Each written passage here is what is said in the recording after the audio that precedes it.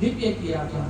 और सच्चाई और सबसे जो ये आज के समय में दुर्लभ बात है कि महाराज जी ज्यादा साधु के लिए अनुमान अर्थात तातु लेने के संकीर्तन श्री कृष्ण गोविंद हरे नीम के वृक्ष पर चढ़ वासुदेवा इस महामंत्र का नीम के वृक्ष पर जैसे भी भगवान तो चढ़े उसी संकीर्तन के साथ हम आज दौड़ने लगे तो कहीं डाली की डाली उसके हाथ में आ गई और इस डाली को पकड़े हुए वो पेड़ पर चढ़े हुए थे वो डाली टूट गई और वो महाराज जी धरती पर आ गए और धरती पर एक नुकीला पत्थर था बिल्कुल छाती के आज श्री वामन जी का अवतार होगा।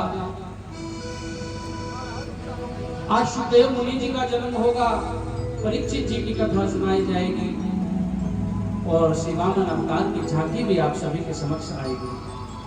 तो आइए हम पवित्र सत्संग से संकीर्तन शुरू करते हुए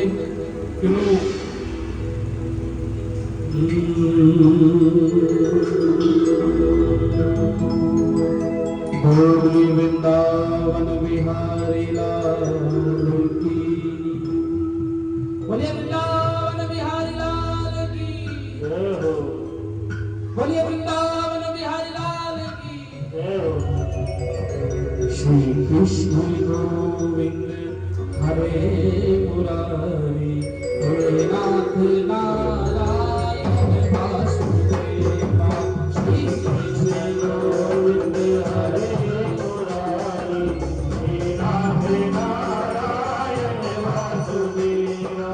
श्री कृष्ण गोविंद तो बच्चे एक इस हाथ में और एक नाथ नारायण वासुदेवा। बोले वो बड़ी दुखी थी। नारद जी ने कहा वो बड़ी दुखी थी। अच्छा बताओ नारद जी ने दुखी क्या क्यों थी, क्या कारण क्या बताया उन्होंने, तो क्या नाम बताया? नारद जी ने कहा कि माई ने अपना नाम बताया वो दो बच्चे, बोले वो दोनों बच्चों के नाम थे, एक का नाम था ज्ञान और एक का नाम था आइलात। और दोनों ही ऐसे हो रहे थे। वासुदेवा हे नाथ नारायण वासुदेवा, हे नाथ नारायण वासुदेवा। जय श्री कृष्ण गोविंद हरे मुरारी, हे नाथ नारायण वासुदेवा। श्री कृष्ण गोविंद हरे मुरारी, हे नाथ नारायण वासुदेवा। राधे राधे राधे गोविंद राधे राधे राधे राधे राधे गोविंद राधे राधे राधे राधे राधे गोविंद राधे राधे राधे राधे राधे गोविंद राधे राधे राधे राधे राधे गोविंद राधे राधे राधे राधे राधे गोविंद राधे राधे राधे राधे गोविंद राधे राधे राधे राधे गोविंद राधे राधे। हरे राम राम राम हरे हरे, हरे हरे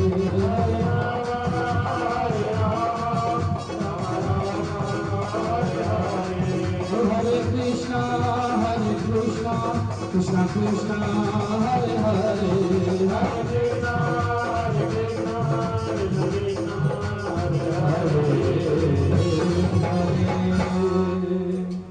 बोलो वृंदावन बिहारी लाल की जय हो।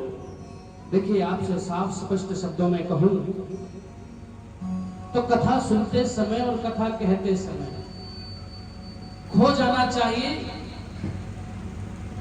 ये भी नहीं होना चाहिए कि सामने चल क्या रहा है, एकदम से खो जाना चाहिए कि भगवान, जैसे जब भगवान की कथा शंकर भगवान कहते थे ना तो वो एकदम से खो जाते हैं। भगवान शंकर के केवल दो ही काम हैं, या तो कथा कहते कहते समाधि लग गई या राम राम राम राम करते करते समाधि लग गई। पहुंचना समाधि तक ही है। तो मेरी आपसे यही प्रार्थना है कि मैं तो फिर भी आपको गली में मोहल्ले में कहीं भी चलते हुए आपके घर में ही हवन कराने के लिए आ जाऊंगा, लेकिन बारंबार यह स्थान प्राप्त नहीं होता। अगर आज हम यहाँ विराज रहे हैं तो यही देख लीजिए कि अपनी आंखें बंद करके कथा श्रवण करें और खो जाए जहां जो प्रसंग चल रहा हो। अगर मैं कहूं कि वृंदावन बिहारी लाल, अगर आपने बिहारी जी के दर्शन नहीं किए भी होंगे तो आपको श्री मोर मुकुट बंशी वाले श्री कृष्ण के दर्शन हो जाने चाहिए। तब तो हम ये समझेंगे कि आप यहाँ बैठे हैं, अन्यथा तो उबासियां ही आएंगी। बोलिए श्री कृष्ण बिहारी लाल की। आइए श्रीमद् भागवत कथा का शुभारंभ हो रहा है। नैमिषारण्य शुल्कादि 88,000 ऋषियों से सूत जी महाराज ने इस कलिकाल में मनुष्यों का कल्याण किस प्रकार से हो सकेगा, उनकी प्राप्ति कैसे होगी और कृष्ण की प्राप्ति का साधन क्या है। तो सोनक जी कहते हैं कि हे सूत जी महाराज, कितनी कथा कहिए और कितनी ही कथा आज तक कही। कभी उनके पिता बने, कभी गुरुजन बन करके उनको पढ़ना सिखाए, लेकिन अब फिर से कोई ऐसी कथा सुनाएंगे जिससे कृष्ण प्राप्त हो सके।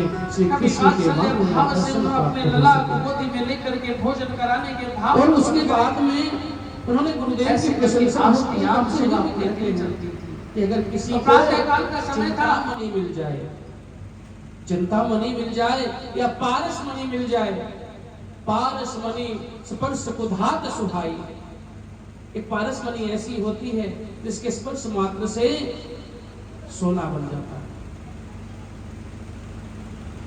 तो ये पारस मणि है कथा कि जितने भी कलयुग के कल्मश हैं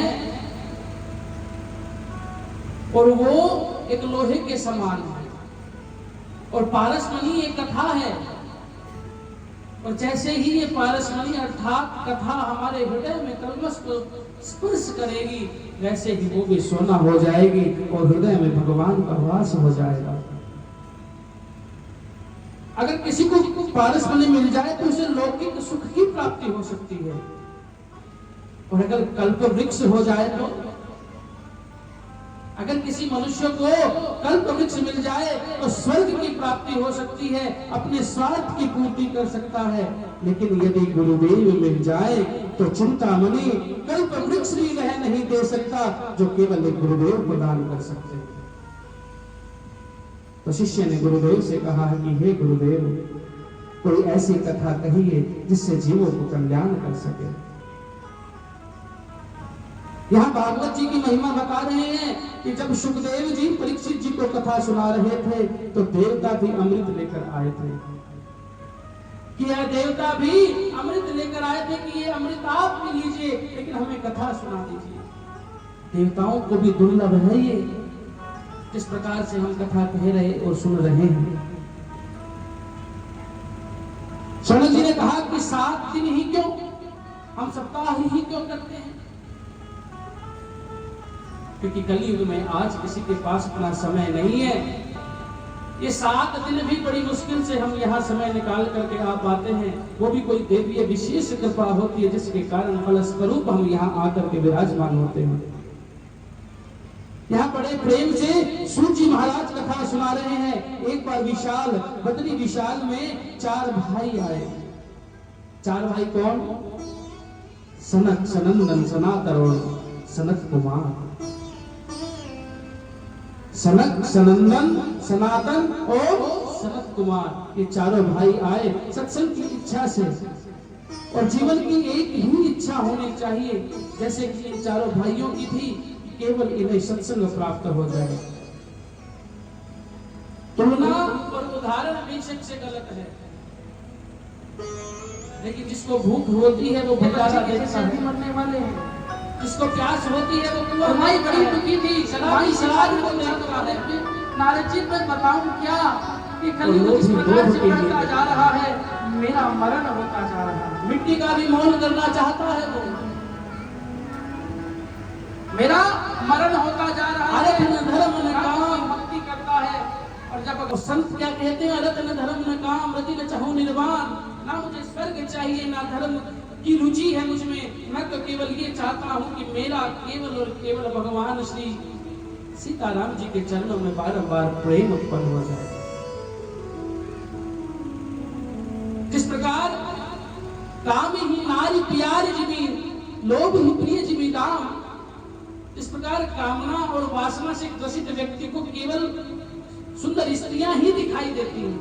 वो केवल वासनाग्रस्त ही रहता है। वो चाहे कहीं भी धार्मिक स्थल पर बैठ जाए, केवल उसको वही दिखाई देगा। काम ही नारी प्यार जिमी, लोभ ही प्रिय जिमी धाम। और लोभ के ग्रस्त व्यक्ति को, लोभ से ग्रस्त व्यक्ति को केवल हर चीज का दाम ही दिखता है कि किस तरह से मैं इसका दाम इससे दोगुना चौगुना ले लूंगा। सत्संग की इच्छा से जीवन कि मेरा जीवन सत्संग में बीते, इसी से सनकादिक वहां पर आए। नारद जी को देखा, नारद जी बड़े उदास थे। सनकादिक ने कहा कि हे नारद जी, आप क्यों उदास हैं? क्या चिंता है? कहां से आए हैं और कहां जा रहे हैं? आपका मुख तो ऐसे लगता है जैसे कोई धन लुट गया हो, जैसे कोई धन लुट गया हो। लेकिन नारद जी का धन तो भगवान का नाम है। अभी कल ही गुरुदेव की वाणी सुन रहे थे तो बताया कि आज से 30 से 40 साल पहले छत्तीसगढ़ के अंदर नाम ही सुमिरन में एक महात्मा जैसे रसिक जन वृंदावन के तत्वन हमारे ब्रिज के रसिक जन जो की बात कहते हैं, अष्टयाम सेवा, बहुत सी चीजें ऐसी हैं जिससे अभी हम बिल्कुल ही अज्ञान है, हमें नहीं पता कि अष्टयाम सेवा क्या होती है। अष्टयाम सेवा में हर रस से कभी वो उनकी मां बने,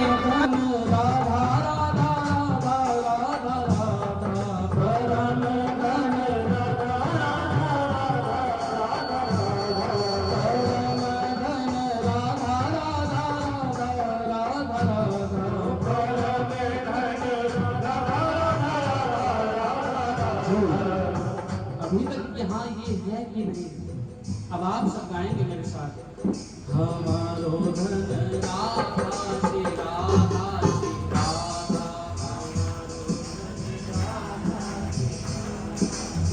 भीड़ तो उतनी ही है, लेकिन भगवान के भजन नहीं निकल रहे मुझसे। गाइए ना, हमारो धन राधा श्री राधा श्री राधा। भक्ति नहीं होगी तो ज्ञान कहाँ से होगा? ज्ञान ही नहीं हुआ तो वैराग्य कहाँ से होगा? जीवन वैराग्य नहीं हुआ तो बंशी वाला मिलेगा कैसे?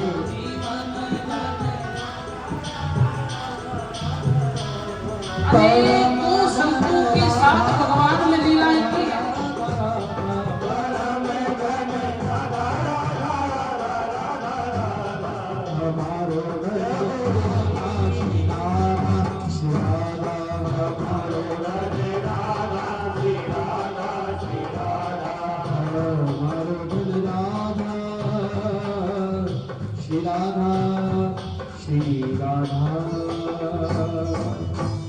ऐसे ही नारद जी नारायण नारायण नारायण, उनका परम धन यही है।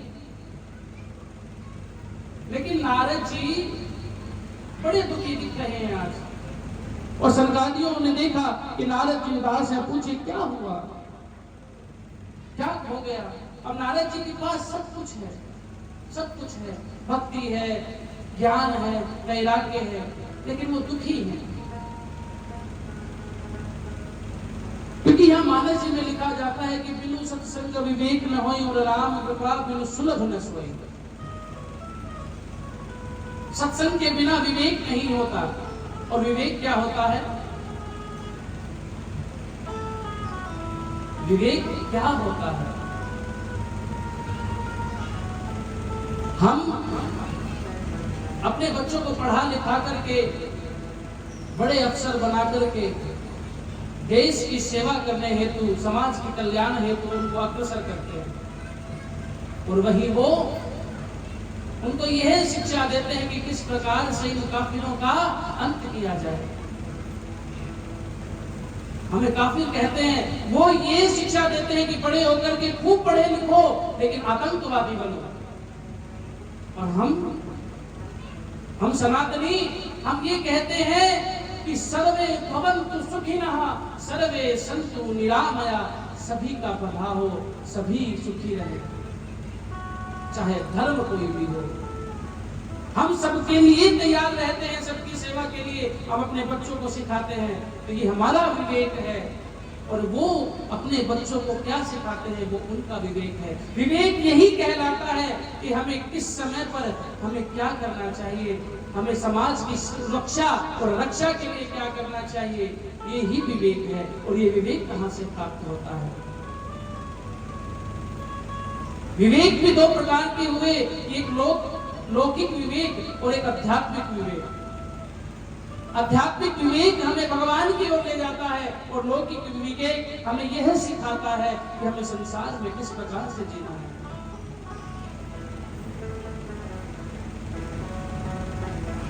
यही तो है, गीता में भी यही कहा प्रभु ने कि कर्मण्येवाधिकारस्ते मा फलेषु कदाचन,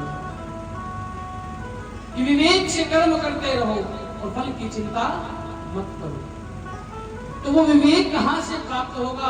वो विवेक सत्संग से प्राप्त होगा। और सत्संग किससे प्राप्त होगा? सत्संग राम जी की कृपा से प्राप्त होगा। और राम जी की कृपा हो गई तभी आप और हम यहाँ सत्संग करने के लिए विराज रहे हैं। और आवत यही सर अति कठिनाई। अगर विवेक प्राप्त हो गया और राम कृपा मिल गई और वो नुकीला पत्थर, और फिर भी नुकीला पत्थर महाराज जी के किस प्रकार से प्रयोग में लाना है, ये कौन बताए? छाती में चल गया तो खून की धार बहने लगी, ये बताएंगे संत, ये बताएंगे गुरुजन। महाराज जी के परिकर ने महाराज जी को उठाया और जैसे ही अस्पताल में भर्ती कराया, वहां ले जाकर के देखा सुंदरकांड में लिखा ना, राम विमुख संपत्ति प्रभुताई, जाई रही पाई बिनु पाई। जो हमने पा लिया वो भी चला जाएगा, चाहे कितनी भी संपत्ति हमारे पास है, लेकिन राम जी के हम विमुख हैं। राम जी इधर है, हम पीठ करके खड़े हैं, राम जी सामने है, हम पीठ दिखा रहे हैं। अर्थात राम जी का सत्संग हो रहा है और हम उसका लाभ ले नहीं रहे, तो हमारे पास जो भी संपत्ति है वो भी आई हुई चली जाएगी। और एक और बात कही संजीव जी, राम नाम बिनु गिरा न सोहा। राम नाम बिनु गिरा न सोहा। गिरा किसको कहा? जुबान को, जिह्वा को। सुंदरकांड में कहा है कि राम नाम बिनु गिरा न सोहा, देख विचार त्याग मद मोहा, वसन हीन नहीं सोह सुरारी, सब भूषण भूषित बर नारी। सब भूषण भूषित बर नारी। राम जी के नाम के बिना ये जिज्ञा सोहती नहीं है, सुशोभित नहीं है।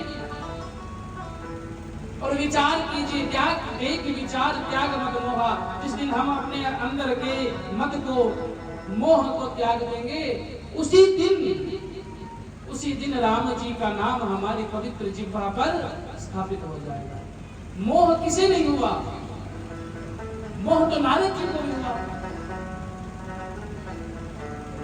नारद जी को भी मोह हुआ। कथा सुनेंगे नारद मोह की? कथा सुनाए आपको नारद मोह की? आइए तो बोलिए नारद जी भगवान की। लेकिन नारद जी तब मिलेंगे जब हम संतों के संग लगेंगे। हम जब संतों के सन्निधि में चले जाएंगे तो नारद मिलेंगे। नारद मिलेंगे तो हमें वो युक्ति बताएंगे, युक्ति बताएंगे तो हमें गुरु मिल जाएंगे, और गुरु मिलते ही भगवान दूर नहीं है। कहते हैं ना कि गुरु गोविंद दोनों खड़े, मैं काके लागू पाए। मेरे गुरु और गोविंद दोनों खड़े, आपको दोनों मिल गए, बताइए आप किसके चरण पड़ेंगे? अगर गुरु और गोविंद दोनों खड़े हैं तो किसके चरण लगेंगे? गुरु गोविंद दोनों खड़े, मैं काके लागू पाए। बलिहारी गुरु आपने जिन गोविंद दियो मिला। मैं उन गुरु जी की बलिहारी जाती हूँ जिन्होंने गोविंद मिला दिए। और ये संतों की कृपा से ही होगा। और वो कैसे होगा? संतों के संग लाग रे तेरी अच्छी बने। महाराज जी तो संतों के चरण में जिस दिन हम लेकिन पीछे से जो हमारी सेवक अच्छी थे उनका फोन आया जाएगी, हमारा भाग्य उदय होना शुरू हो जाएगा। महाराज जी जल्द से जल्द आ जाइए, क्योंकि विज्ञ हमें जो श्री संतन सीताराम जी के महाराज रहे हैं संग उनकी छाती से भी लहू निकल रहा है, संतन उनकी छाती के से। संग लाग रे तेरी अच्छी बने। लेकिन क्या समझे आप? ठाकुर जी की ऐसी लीला है कि जब भगवान भक्त का वर्णन कर लेते हैं तो अगर भक्तों की ना होती भगवान को भी मिलेगा। राम नाम में लाग रे तेरी अच्छी बने। संतन के संग लाग रे तेरी अच्छी बनेगी। संतन के संग लाग रे तेरी अच्छी बनेगी। संतन के संग लाग रे तेरी अच्छी बनेगी।